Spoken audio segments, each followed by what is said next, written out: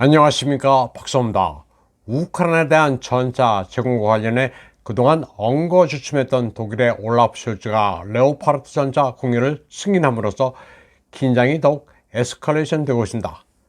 스테펜 헤베스트라이트 독일 내각 대변인은 일단 독일 연방군 재고에서 14대의 레오파르트 2A6 전차를 이전하기로 했다고 밝혔습니다. 그에 따르면 베를린은 2개의 대대분을 축차적으로 제공할 방침입니다. 러시아 매체 류안 노보스티가 정리한 서구의 전차 지원 내역입니다. 독일이 라인메탈 창고에 보관 중인 139대 레오파르트 2A6 가운데 14대를 보내기로 했습니다. 그리고 폴란드가 14대, 핀란드가 10대, 노르웨이가 8대, 네덜란드가 14대, 스페인이 40대입니다. 이 밖에 영국이 챌린저2 전차 14대, 미국이 M1 에이브럼스 전차를 30대 이상 보내기로 했습니다. 이에 대해 러시아는 전차들이 우크라이나 영내에 들어오는 순간 합법적인 타격 목표가 될 것이라고 밝혔습니다. 그리고 모두 불탈 것이라고 경고했습니다. 러시아는 서방제 전차가 우크라이나에 몰려드는 것을 나치 독일의 바바로사 작전과 같다고 보고 있습니다.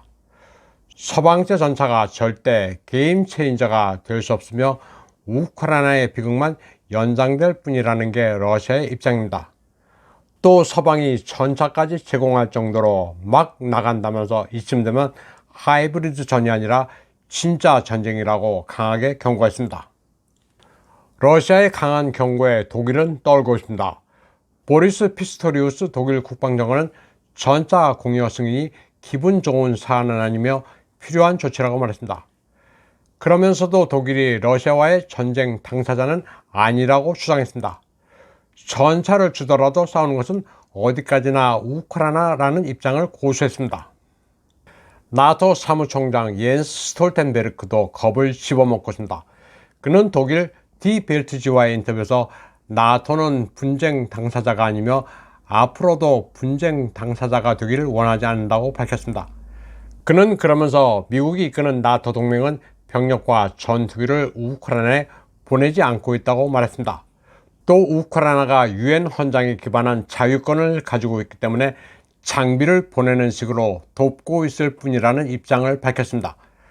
나토 사무총장 옌스 스톨텐베르크는 노르웨이 사람입니다. 그래서 네티즌들은 그의 이런 입장을 두고 노르웨이 청어의 눈이 사나운 검 러시아의 경고에 잔뜩 얼어붙었다고 조롱하고 있습니다. 나토 사무총장 스톨텐베르크와 독일 총리도 러시아를 두려워한 나머지 교전 당사자가 아니라고 한 발 뒤로 빼는 마당에 아날레나 베어복 독일 외무장관이 사고를 쳤습니다. 그녀는 지금 독일이 러시아와 전쟁을 하고 있다고 말했습니다. 눈치고 뭐고 없이 입에서 나오는 대로 마구 떠들고 있습니다.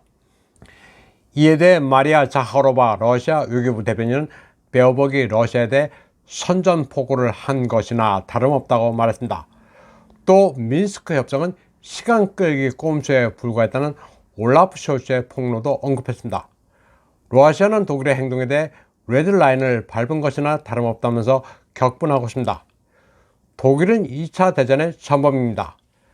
나치 독일을 패퇴시키기 위해 러시아는 2,700만 명의 목숨을 잃었습니다.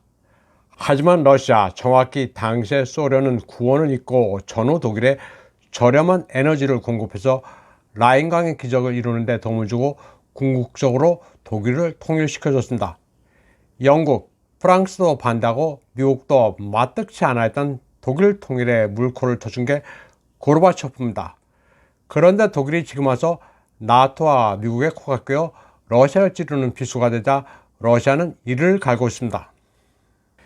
미국의 군사잡지 밀리터리 워치는 독일 레오파르트2와 영국제 챌린저2 전차가 우크라이나에 지원되지만 돈바스에서 전투를 벌일 것 같지는 않다는 분석을 제기했습니다.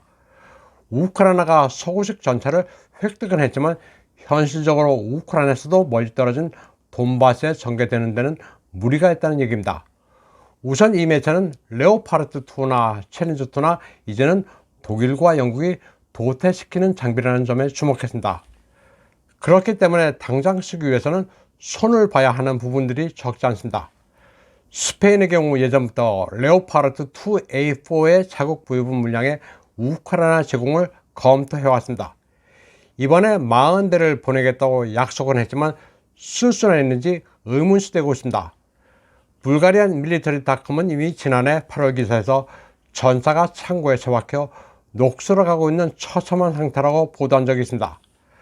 아마도 우크라이나군이 받지도 않을 것 같다고 하시니 얼마나 형편없는 상태인지 짐작만 가능합니다. 영국도 챌린저2 전차를 주겠다고 약속했는데 이 전차 역시 퇴역을 준비하고 있습니다. 영국은 이미 차세대 전차인 챌린저3 개발에 주력하면서 돈을 다 거기에 퍼붓고 있습니다. 우크라이나에 주기로 한 레오파르트2나 챌린저2나 모두 무게가 상당합니다. 65톤에서 70톤 가량이나 된다. 중량 때문에 좁은 도로나 도시에서 운용하기가 까다롭습니다. 돈바스까지는 1000km 이상 되는 거리인데다 러시아군이 중간에는 드니프로 강의 교량을 모두 폭파시키면 건너가기가 어렵습니다. 게다가 이 전차들은 현재 우크라이나가 보유하고 있는 기종보다 훨씬 더 많은 연료를 필요로 하고 유지 보수도 만만치 않습니다. 또 우크라이나가 보유하고 있지 않은 다른 종류의 120mm 포탄도 필요합니다.